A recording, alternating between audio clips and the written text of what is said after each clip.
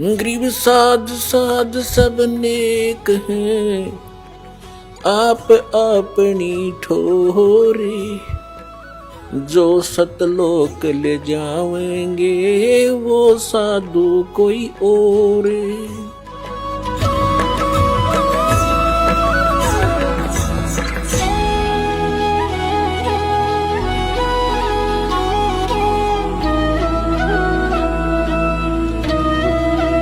परम पिता परमात्मा पूर्ण ब्रह्म सर्व सृष्टि के रचने वाले कबीर परमेश्वर जी की असीम रजा से आप सभी पुण्यात्माएं परमात्मा की महिमा सुनने के लिए उपस्थित हुए। जिन पुण्यकर्मी प्राणियों के पुण्य उदय होते हैं उनको मानव शरीर प्राप्त होता है। जितने भी वर्तमान के अंदर मानव शरीर प्राप्त स्त्री या पुरुष प्राणी हैं, ये सभी परमात्मा पाने योग्य नंबर प्राप्त हैं। इनके इतने पुण्य हैं, इनको परमात्मा पाने वाली उस यूनिवर्सिटी के अंदर विश्वविद्यालय में प्रवेश प्राप्त हो चुका है। इसलिए इनकी पोशाक भिन्न है, इनका बॉडी अलग है अन्य प्राणियों से। जैसे बच्चे विद्यालय में जाते हैं उनकी पोशाक उन बच्चों से भिन्न होती है जो गांव में खेल कूद मचाते हैं, तो अन्य जो प्राणी हैं मानव शरीर को छोड़कर वो विद्यालय उनको प्राप्त नहीं है, उनका प्रवेश नहीं है। और जिनको मानव शरीर प्राप्त हो गया वो विद्यार्थी हैं। और विद्यार्थी का क्या कर्तव्य होता है?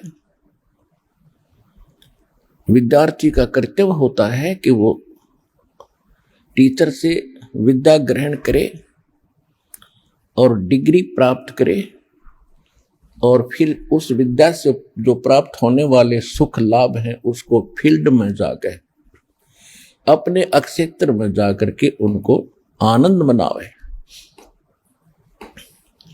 और जो विद्यार्थी विद्या काल में स्टडी पीरियड में सिनेमा देखता है, शराब पीता है, डांस करता है, आवारा घूमता है, विद्या ग्रहण नहीं करता, तो वो विद्यार्थी अपने उद्देश्य से भटका हुआ है। और फिर वो आगे चल के कितनी हानि उठाता है, उसका उस समय विद्या का समाप्त हो जाता है। वो फिर क्या करता है? मजदूरी करता है। एक समय एक मजदूर किसी सड़क के ऊपर, रोड के ऊपर मजदूरी कर रहा था, मिट्टी ढो रहा था। और उसी रोड के ऊपर एक एक्सियन एग्जीक्यूटिव इंजीनियर उसी महकमे का B&R का गाड़ी में बैठकर इंस्पेक्शन करने के लिए उसी रोड पर आया और सभी अधिकारी कर्मचारी उसके सामने प्रणाम करके खड़े और सभी वो इंस्पेक्शन दे रहा था। फिर वो चला जाता है तब वो एक मजदूर जो वह मजदूरी कर रहा था वो फिर कह रहा था कि ये एक्शन मेरा क्लास फेलो था, ये मेरा सहपाठी था, मेरे कर्म फूट गए, मेरे भाग फूट गए, मैं पढ़ा नहीं। मेरे बच्चे यहाँ मिट्टी में लेटे हुए हैं, मेरे साथ ही वृक्ष के नीचे रेत में खेल रहे हैं और ये कार में चलता है, कोठी में पंखे और कूलर लगे हैं, इसके बच्चे अच्छी स्थिति में रह रहे हैं। तो यहां परमात्मा आपको याद दिलाते हैं कि जिस समय आप संसार छोड़कर जाओगे आपकी विद्या का समय पूरा हो गया विद्यालय का। जो विद्यार्थी अच्छी शिक्षा ग्रहण करके सिलेबस के अनुसार टीचर की इंस्ट्रक्शन अनुसार सभी होमवर्क क्लास वर्क करके अच्छे नंबरों से यानी पास होकर के सफल हुआ, तो उसको उस शिक्षा का पूर्ण लाभ प्राप्त हुआ और वो फिर उस फील्ड में आनंद मना रहा है। अर्थात आध्यात्मिक जो गुरु होते हैं वो टीचर होते हैं, और टीचर वही होता जो सिलेबस अनुसार शिक्षा देता है, टीचिंग करता है। सिलेबस कौन है? हमारे सदग्रंथ है। सदग्रंथ कौन से हैं? पवित्र श्रीमद् भगवत गीता, पवित्र चारों वेद और पवित्र सूक्ष्म वेद, तत्व वेद, जो परमात्मा स्वयं आकर के ज्ञान देते हैं अपने मुख कमल से। ये हमारे भक्ति के सिलेबस है।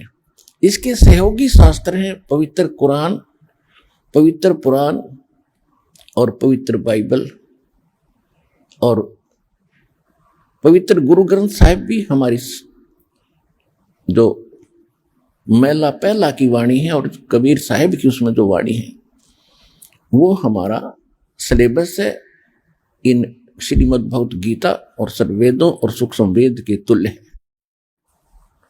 तो जो टीचर, जो संत, जो गुरु धार्मिक इन सदग्रंथों के अनुसार शिक्षा और दीक्षा देता है वो टीचर है। और इसके विपरीत जो ज्ञान स्टडी कराते हैं, लोक वेद सुना रहे हैं वो लोग, वो टीचर नहीं है। तो आप विद्यार्थी हैं और इस विद्या काल के अंदर आप यदि डीजे पर नाचोगे, गुटी सूटी ला के बकवाद गढ़ोगे, या आप इस माया के जोड़न में ही दिन रात लगे रहोगे, तो आप अच्छे विद्यार्थी नहीं हो। आप जी ने यहां पर विद्यार्थी की तरह रहना पड़ेगा। जैसे विद्यार्थी स्कूल में जाता है, उसको जहां भी बैठने का स्थान मिल जाता है, चाहे वो किसी भी उच्च अधिकारी या सेठ का बच्चा हो, वह अपने भाई बहनों के साथ बिल्कुल एक आम स्टूडेंट की तरह ही रहता है। इसी प्रकार आप जी ने अपना भाव जब आप सत्संग में आते हो एक बालक जैसा बनाना होगा। चाहे आप कितने उच्च अधिकारी हैं, चाहे कितने आप धनी हैं या निर्धन कितने ही हैं, आप जी यहाँ आते हो तो अपने उस सब अहम को भूल जाना, क्योंकि आप एक भक्त हो। और भक्त में जो लक्षण होने चाहिए वो हमारे शास्त्र के, हमारे आश्रम के नियमा के अनुसार ही चलना चाहिए। तो विद्यार्थी अच्छा है, वो भक्त है। जैसे परमात्मा कहते संत मिलन को चालियो तज माया अभिमान, जो जो कदम आगे रखे ओ हे यज्ञ समान। हमारे को अध्यात्म मार्ग में उभारने के लिए, हमारे को धनी बनाने के लिए, अच्छा विद्यार्थी बनाने के लिए परमात्मा किस किस प्रकार के उदाहरण हमारे को दे रहे हैं कि जिस समय आप सत्संग की तरफ चलो, संत की तरफ चलो, उस समय आपको न अपने पद का गर्व हो, न अपने धन का हो, न जाति का हो। आप ऐसे आए जैसे एक भयंकर रोग पीड़ित व्यक्ति जिस समय वो हॉस्पिटल की तरफ चलता है और वहाँ के लोकल डॉक्टर उसको जवाब दे देते हैं कि आपकी बीमारी हमारे समझ से बाहर है, आप पीजीआई के अंदर या एमएस के अंदर चेक कराइए। तो चाहे वो कितना बड़ा अधिकारी है, चाहे कितनी बड़ी उसकी पोस्ट है, कितना उसका धन है, उस समय उसको अपनी औकात का पता होता है कि अब तेरे साथ क्या बन सकता है। फिर वो हॉस्पिटल की तरफ जाता है तो उसको पता होता है कि अब तू शायद कुछ दिनों का ही मेहमान है। उस समय चाहे वो कितना बड़ा अधिकारी हो, कितना ही पद प्राप्त हो, वो पद और अपना धनाढ्य नहीं देखता, अपना जीवन देखता है। जहां भी डॉक्टर कहते हैं वही बैठ जाता है। कपड़े उतारो जी, तुरंत उतार देता है। यहाँ लेट जाओ जी, लेट जाता है। जाओ ये चेक करा के आओ, उठा कर पर्ची चल पड़ता है।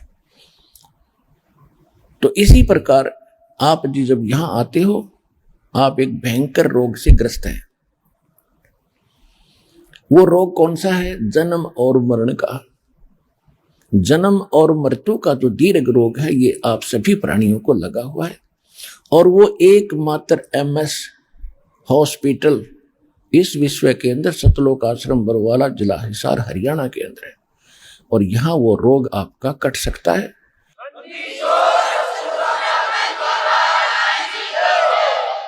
और यहां आकर भी आपके अंदर नखरे रहेंगे, किसी प्रकार का अहम बकवाद रहेगी, तो फिर आप जीवन रक्षा नहीं कर पाओगे, अर्थात उस दीर्घ रोग के नाश होने से वंचित रह जाओगे। फिर यहां आना और ना आना आपका व्यर्थ है। तो परमात्मा कहते संत मिलन को चालियो, भाई तजमाया अभिमान, जो जो कदम आगे रखे है ओहे यज्ञ समान। ओहे।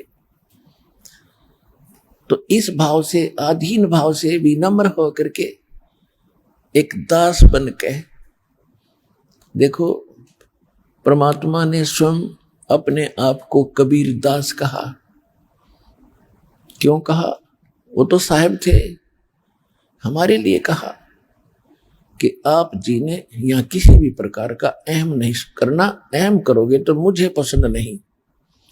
जब हमारे परमपिता परमात्मा किस प्रकार रहे, एक धानक रूप में, जुलाहे रूप में, एक शूद्रों की कॉलोनी में, निर्धनों की कॉलोनी में। उसका कारण क्या है कि निर्धन और जो शूद्र कहलाते हैं उनमें एक विशेषता होती है, आधीनी होती है, क्योंकि वो हर तरह से किसी ना किसी वस्तु के भूखे रहते हैं, और जहां आवश्यकता पूरी नहीं होती वहां अधीन होना एक स्वाभाविक गुण बन जाता है। और परमात्मा ये बताना चाहते हैं कि ऊंचे कुल में भक्ति ना होए, नीचा ही कुल दीजिए। और तपिया ने तो जब तप की ना वो लोधिया नाल पतीजे। ऊंचे कुल में दुर्योधन रावण और नीचे कुल में गणका। गणका माने एक वैश्या थी जिसको भगवान ने पार किया उसकी बुराई छुटा के। ऊंचे कुल में दुर्योधन रावण, नीचे कुल में गणका। और गणका भिलनी जब पार उतरगी तो गर्व करियो ना धन का। परमात्मा कहते हैं कि ऊंचे कुल में भक्ति ना होए। जो आज ये मंत्री, मुख्यमंत्री, प्रधानमंत्री, IAS, IPS, जज, वकील बने बैठे हैं, जो इस ज्ञान को सुनना भी पसंद नहीं करते, क्योंकि इन नकली गुरुओं ने इस संत मत में एक हेट, एक नफरत पैदा कर दी, और सबके मन में एक धारणा बैठ गई है कि सब ये लुटेरे हैं, इन्होंने अपना धंधा खोल रखा है। तो पुण्यात्माओं, ये स्वाभाविक है। काल ये चाहता है कि इनको इतना कंडम कर दूं कि भक्ति से नफरत हो, और किसी का दोष नहीं मानता दास। जैसे आप कोई वस्तु खरीदने बाजार जाते हो और बाजार के अंदर आप 9 नकली दुकानों पर ठगे जा चुके हो, जिसमें आप कोई कहेगा कि वो दुकान पर ओरिजिनल वस्तु मिलती है, आपका कतई विश्वास नहीं हो। तो आज काल ने ऐसी स्थिति कर दी है, नकली संत बेच गए। ये अनेकों दुकान खुला रखी है, और ये सतलोक आश्रम बरवाला के अंदर वो ओरिजिनल दुकान है उस परमपिता के सौदा करने की। अब इस पर विश्वास होना बहुत समय लगेगा, लेकिन होगा। सच्चाई तो सच्चाई है, कुछ दिन के बाद हृदय में बैठ जाएगी और सबको विश्वास होगा। ये मानना पड़ेगा कि सब संत एक जैसे नहीं होते। तो आज इनको आप जिक्र करके देखो, क्यों समय पर रोटी मिल रही है, अच्छी कार कोठी है, जी हजूर करने वाले हजारों नौकर खड़े रहते, इनको क्या जरूरत है भगवान की, खुद खुदा बन गए। सत्संग में आने से जीव को अपनी औकात का पता चलता है कि मैं कौन हूं।